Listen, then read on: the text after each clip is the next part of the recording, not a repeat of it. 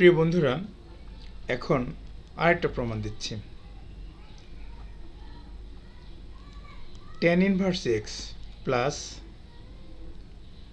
cot inverse x equal to π/2।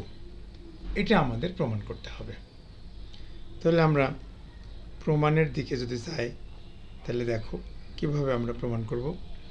এখানেও tan inverse x এবং cot inverse x দুইটার যে কোনো একটাকে আমরা থিটা ধরতে পারি। আমি এখানে tan inverse x equal two theta ধরলাম। উভয় পাশে tan অপারেটর অ্যাপ্লাই করে দিলাম। তাহলে লিখে ফেললাম।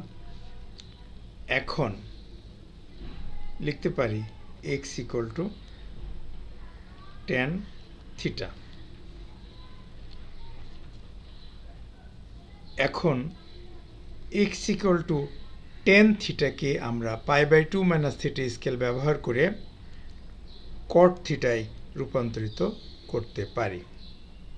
অর্থাৎ এই π/2 মাইনাস থিটা স্কেল ব্যবহার করে আমরা ট্যানজেন্টকে কোট্যানজেন্ট এবং কোট্যানজেন্টকে ট্যানজেন্ট বানাতে পারি। এখন উভয় পাশে cot ইনভার্স অপারেটর অ্যাপ্লাই করে দিলাম। cot inverse cot π/2 minus theta. তাহলে cot inverse x equal to π/2 minus theta লিখতে পারি। এবার থিটাটাকে বাম দিকে নিয়ে আসলাম। So theta plus cot inverse x equal to π/2। এখন থিটাকে আমরা লিখতে পারি tan ইনভার্স এক্স, কারণ আমরা আগে ধরেছিলাম থিটাগুলো tan ইনভার্স এক্স, তাই tan inverse x plus cot inverse x equal to π/2 প্রমাণিত। আমরা সুন্দরভাবে একটা প্রমাণ করলাম। এটাও পরীক্ষায় আসার মতো।